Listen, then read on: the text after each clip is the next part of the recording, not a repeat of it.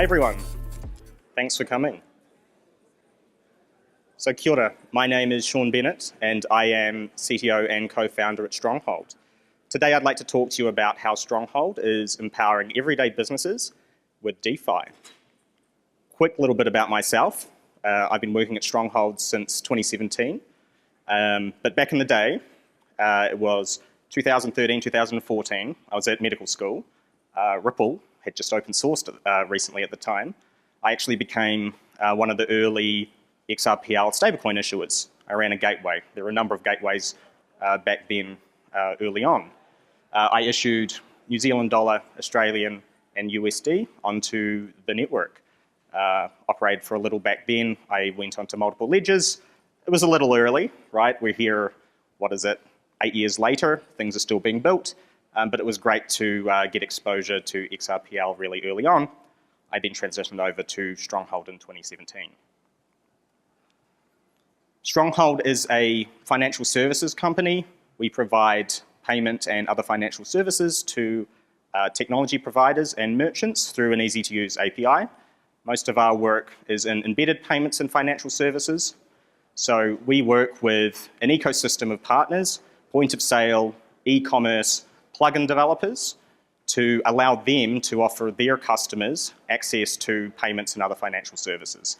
So point of sale and e-commerce, they need to be able to provide payments to their merchants.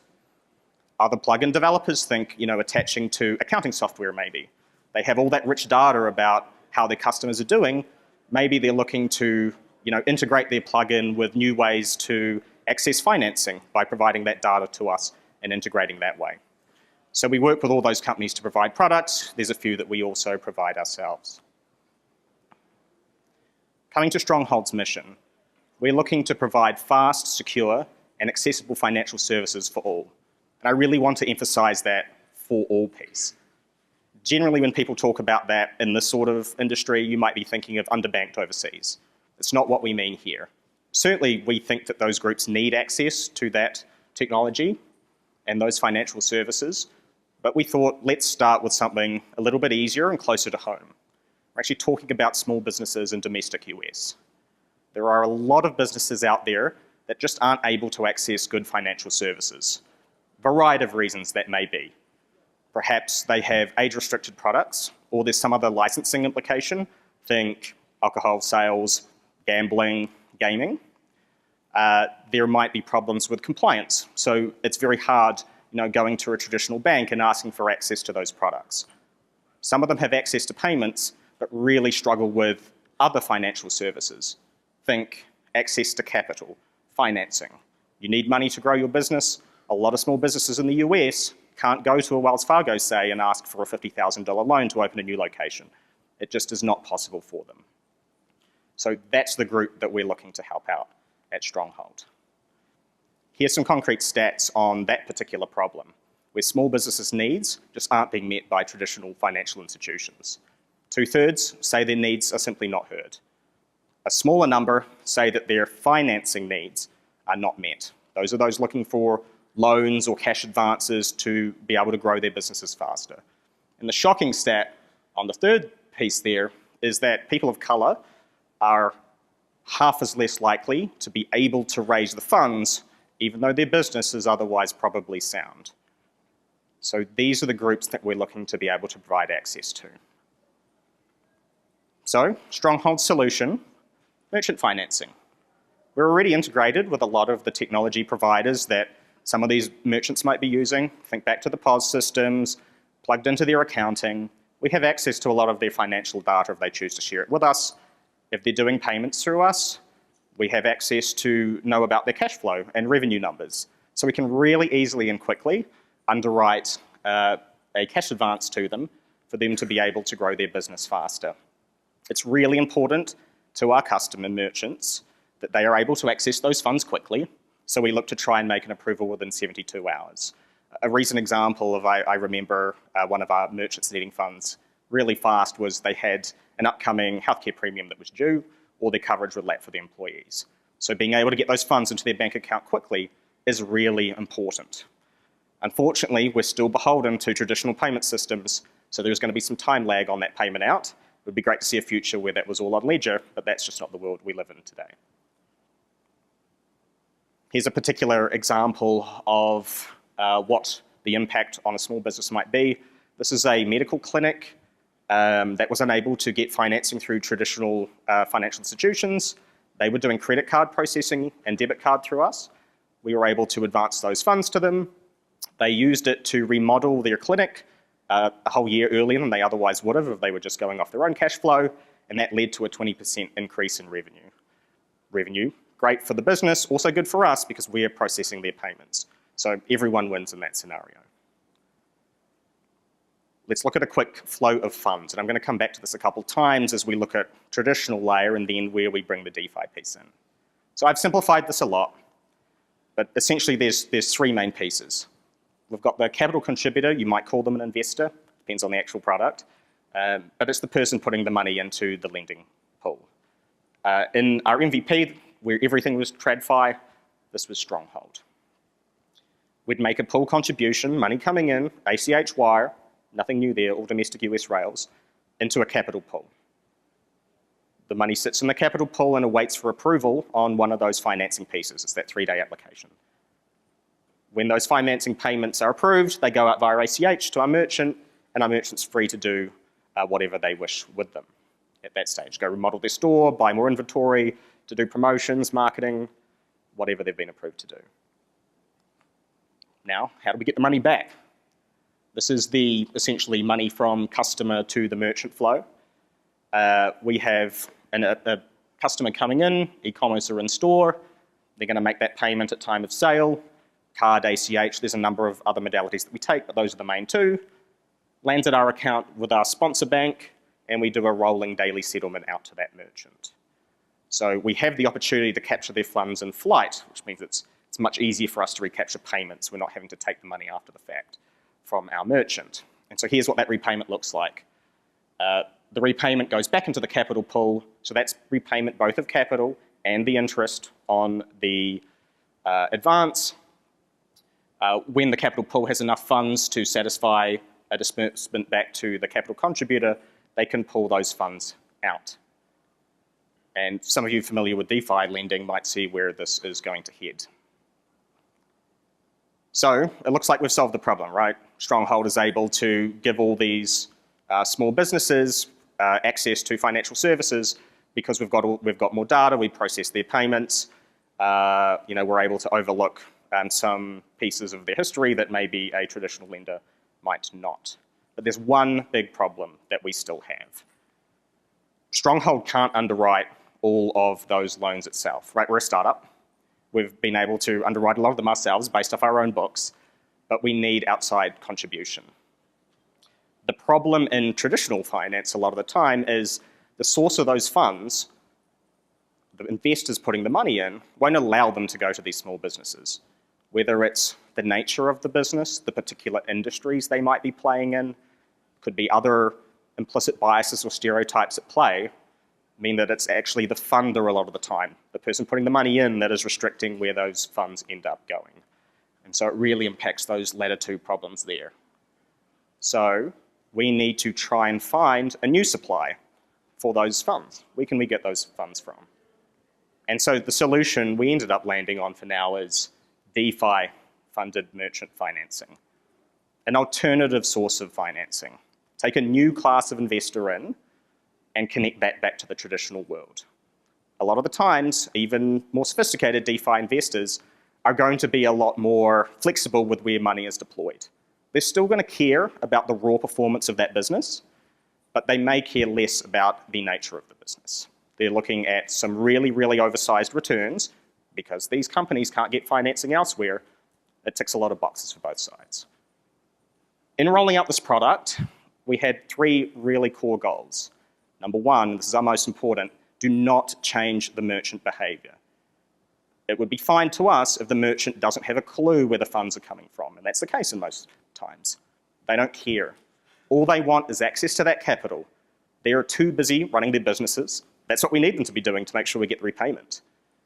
They cannot be learning about crypto. We can't have them onboarding onto crypto exchanges or other platforms. Don't want them figuring out secret keys, wallet management, anything like that to start with, right? Maybe another 10 years. But right now, we can't have them doing that. Stronghold has certainly been part of projects in the past where we have had to attempt to get merchants to onboard even a little bit. Even if it's just that question about, oh, I heard something about a secret key, how do I manage that? Instantly becomes a problem with their security advisors. So we had to make sure we're not changing that behavior. Second, we don't want to change the DeFi funding behavior either, right? You might think it's easier to bring the funder who is probably used to both TradFi and DeFi along for the ride and bring them closer to the traditional process that the merchant is going through. We didn't think that was the case. We want them to be living in the true DeFi experience. So it's all, you know, MetaMask, wallet management. They can use their existing multi-sig protocols. Don't change their behavior either. Keep it as close to what they know as possible. And then we need a player to bridge the two worlds together. Yes, this does mean that we are going to introduce some centralization. The goal isn't to make everything DeFi. The goal is simply to bring the value of DeFi back into the traditional world. So that's the role of Stronghold as an administrator in this product.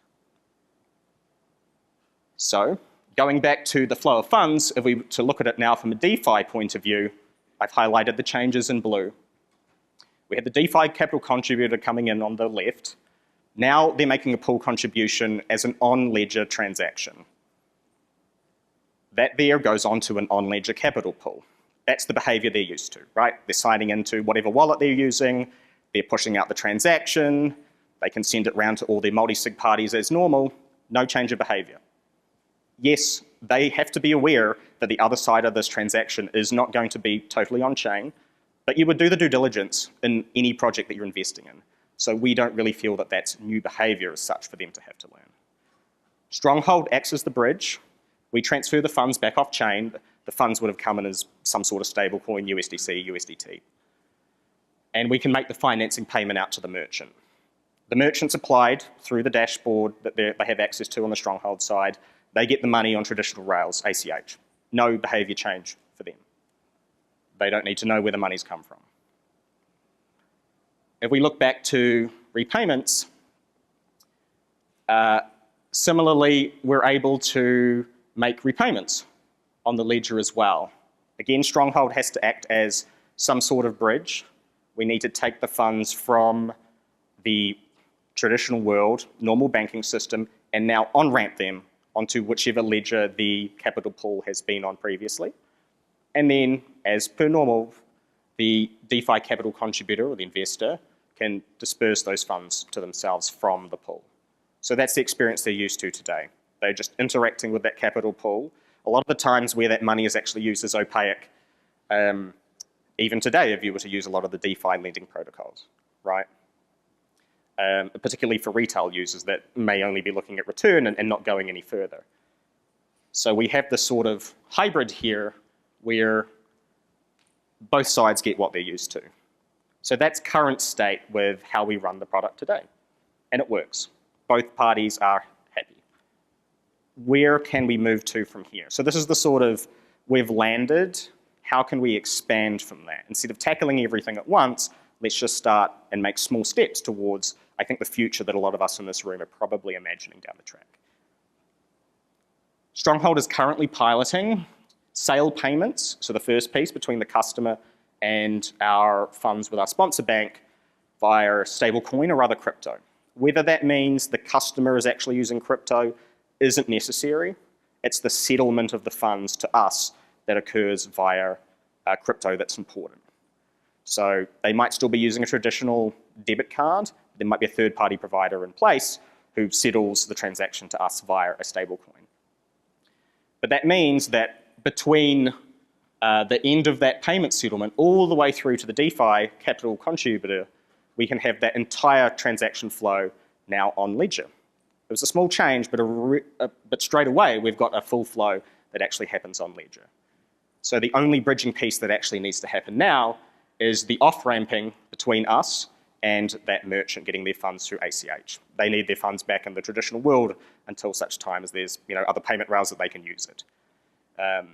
But now you're able to bring in smart contract functionality to ensure that funds are deducted correctly at the time of that rolling settlement. So you can have automatically those repayment amounts being taken out, right?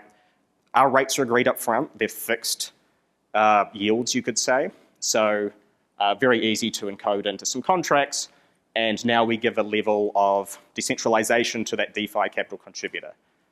So you could expand that to a slightly wider audience of contributors at that stage.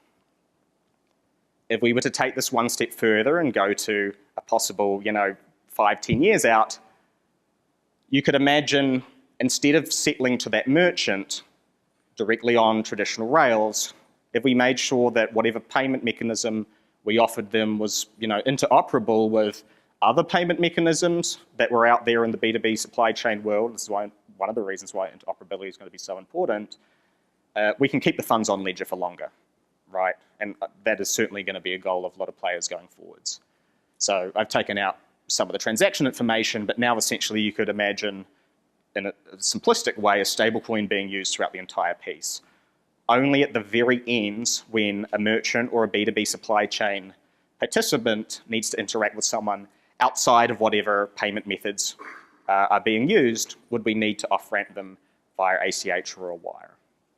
So that's the very future possible state that we may get to. So that's merchant financing in a nutshell for us. One other piece that we've done recently is our rewards program to build trust and loyalty with our merchants and integrators. The reason that I wanted to bring this up was because not only do we offer this to merchants, but we found it really important to offer it to the developers and the integrators of the platforms as well. It seems like a lot of the time there's all these amazing benefits for merchants coming on board, cashback schemes, reduction in fee, promotions. We also offer them our SHX token, but the integrators tend to miss out. There's some other arrangement for them, but it never looks as sweet as the loyalty program that everyone else gets. So we decided to bring integrators and developers into that very same loyalty program, and that has worked really well for us. So certainly encourage, if that's possible, to look at that. The other thing that this has allowed us to do is for the merchants that do care about crypto, and I was surprised to see how many did, even coming out of very traditional looking companies, because we do offer a crypto redemption, some of them have looked into it and they've said, hey, I've heard about crypto, I'd love to dip my toes in, can I take that as a redemption scheme? And then they've gone and learnt about it. They've gone and downloaded a wallet, they've figured out how to use exchanges. That's great. We're not forcing them to go on that journey, but we are more than happy to help them along if they want to go on that themselves. And so thinking back to that case study that I mentioned earlier, where we had the medical clinic, they're one of the examples of a company that did this. And they've been withdrawing out through crypto. We're very surprised to see them send a wallet address over to us one day. And we're happy to help them that way. So if we ever needed to pilot something where we've got the funds on ledger for longer, we've already got some candidates. So it's a way to sort of also filter out who might be good candidates for a pilot launch of something more on ledger in the future. So to wrap it all up, the key learnings from rolling out our merchant financing and rewards program: don't have to throw the whole thing on ledger from day one. We've certainly tried to do this before. We're not going to do it again. We've learned our lessons. Sometimes you'll need to do this, I admit. There'll be projects that truly won't suit this sort of hybrid, bridged world. But where this is possible, I would really recommend it. Start by tackling the bits that make sense, own the customers that you need to own later, and expand from there. You can bring them along for the ride a lot easier when they're already seeing the value that you're delivering. Also importantly, it means that we can start generating revenue from the product a lot earlier. And that's important for sustainability. Think about the recent economic, situations we've had recently. It will put you in a better position for that.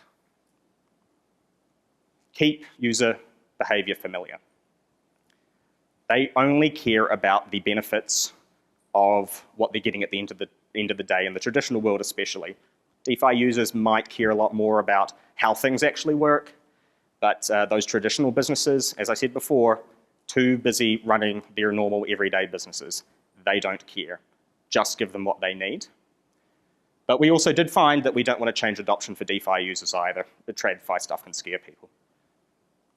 And that last bit that I just quickly touched on, let the developers and integrators participate in the loyalty programs. Everyone shares in the success. You need them to be building into your products. Stronghold as a platform, having APIs, we really need to be incentivizing these players to work for us. So letting them into the same scheme is a great selling point, keeps it sticky.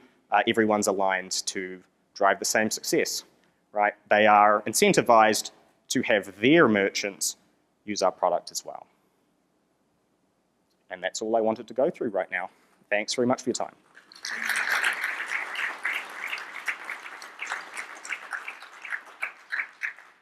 We've got 4 minutes left. If there's any questions, feel free to come up to me at the front.